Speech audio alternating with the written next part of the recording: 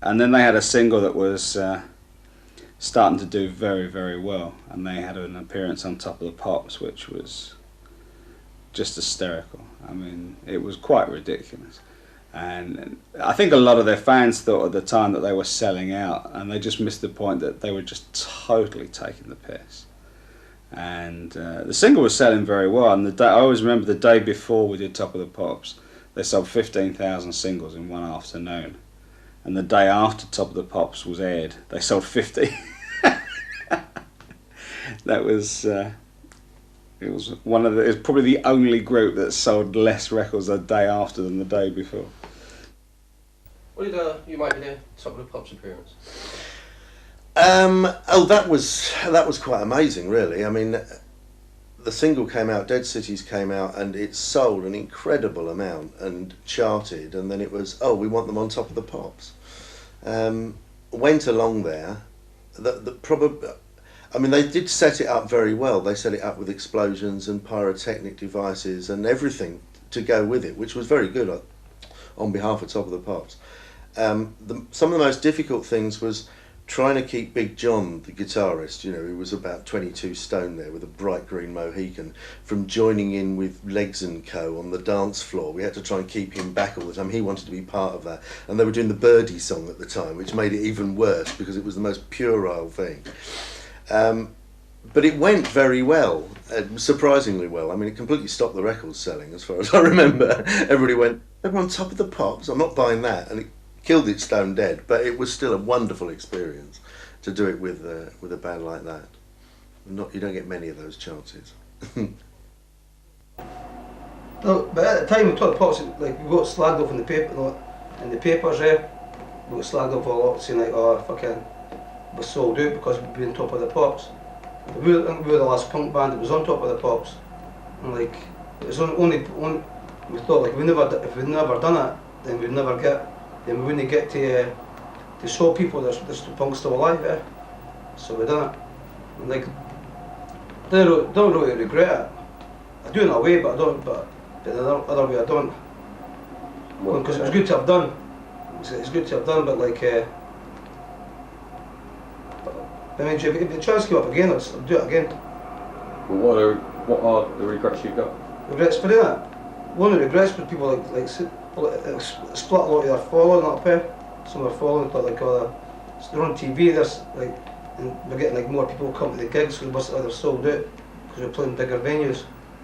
But so that wasn't true. But that was just like not a lot, but one or two.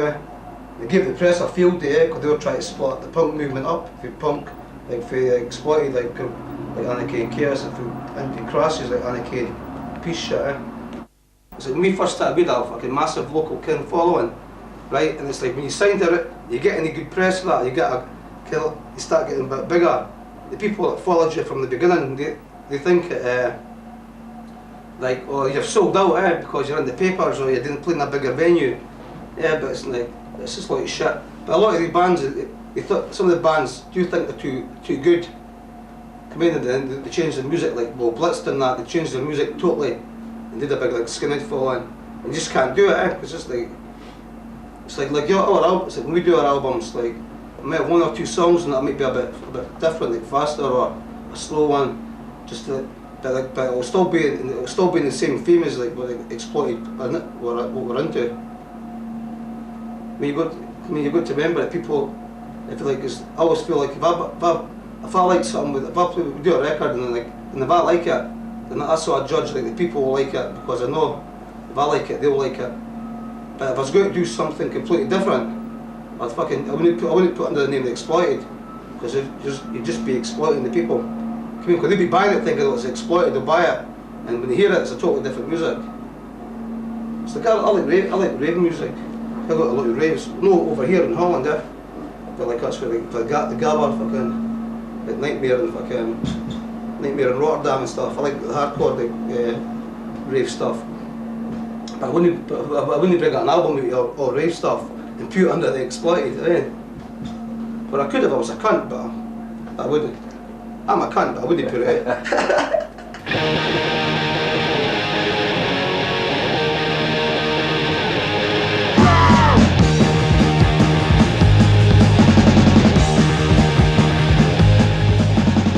After the Top of the Pops appearance, anarchist band Conflict joined the attack on the Exploited by bad-mouthing them whenever possible and writing a song for their debut album called Exploitation, claiming you don't need to go on Top of the Pops to get your message across. This pushed the rift in punk even further and has never been settled to this day, despite many pitched battles between the Barmy Army and the Conflict crew.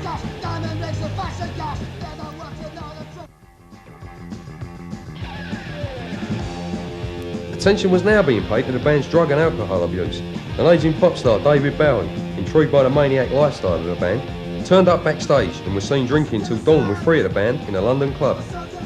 The Dead Cities tour, which took the band to most of Europe as well as an extensive UK tour, finished at a headlining gig at London's Rainbow Theatre, where the band hit more controversy when at the end of the set Wattie suggested the crowd go fuck 'em odd, knowing full well the Jam were playing only a few hundred yards away at the Michael Sobel Sports Centre.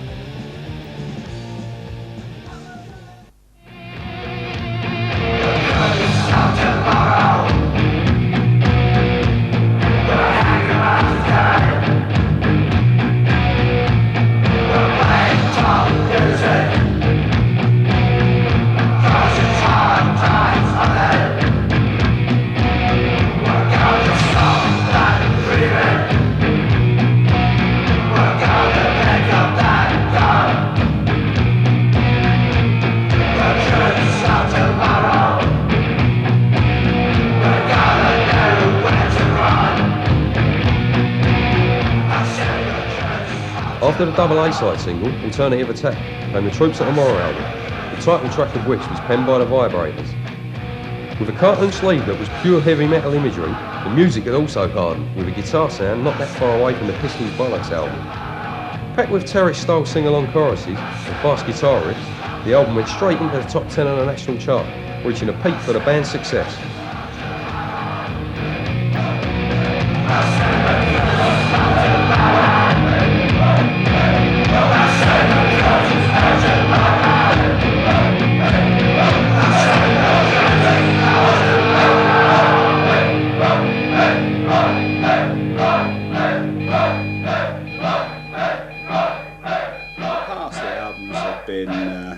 Very sort of small budgets. They'd had what they'd made up for, what they'd lacked in sort of technical performance, they'd made up for in energy and enthusiasm. But we wanted to, they were starting to write a lot better songs. And we decided that it was time to make people sit up and take notice and really show exactly what they can do. So we invested a lot of money in those days, thousands and thousands of pounds. And we put them in a really good studio, and they recorded. I still think it's an absolute classic album. I think it's absolutely brilliant. But that was a lot of fun because I think at the time they were also in a situation where they were suddenly realising just what they could achieve, and they were enjoying it more every day. It was a good experience. And it was nice to see a group coming out of themselves and realising, shit, we can really do this. Yeah, it was good. Yeah, but it didn't stop the fun either. Yeah, Waddy was still handcuffing girls to sort of the entrance way of the studio. I mean, it was good.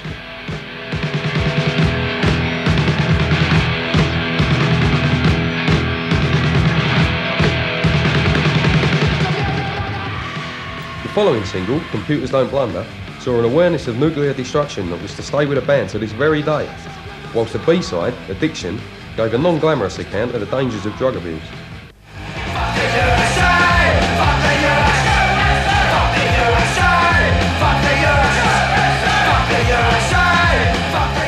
The first US tour was a 6 weeks coast-to-coast affair, which also took in Canada. On the band's return, disturbing reports that Waddy was receiving star treatment hit the grapevine, causing a great amount of unrest in the camp. With bands like The Exploited being used as pin-ups and given almost pop star treatment, and Punk's dwindling success, one-time friend and eye connoisseur Gary Bushell turned his back. Punk was always supposed to be about thinking for yourself, doing things for yourself and doing your own thing. And too many people become clones, and too many people were just going through the motions and singing the same old things, the same old chord structures over and over again. And I thought, well, this ain't what it's supposed to be. It's just turning, it's as sad as seeing a Teddy Boy now.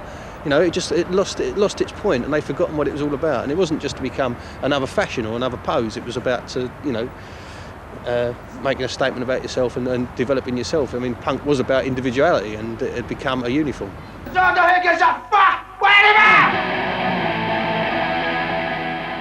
This one article rocked the foundations of punk, from which it never really did recover. Be it that punk was only a fashion, to some, or that people realised music can only create awareness and not change, is unknown. But from that day, it was an uphill struggle for bands like The Exploited to survive.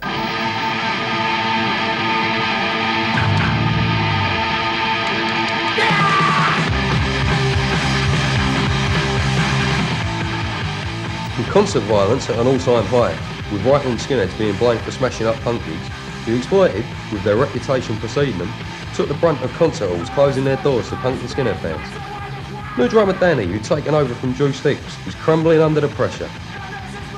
He was replaced by Waddy's brother, Willie. Sticks, incidentally, was later sentenced to 7 years imprisonment for armed robbery.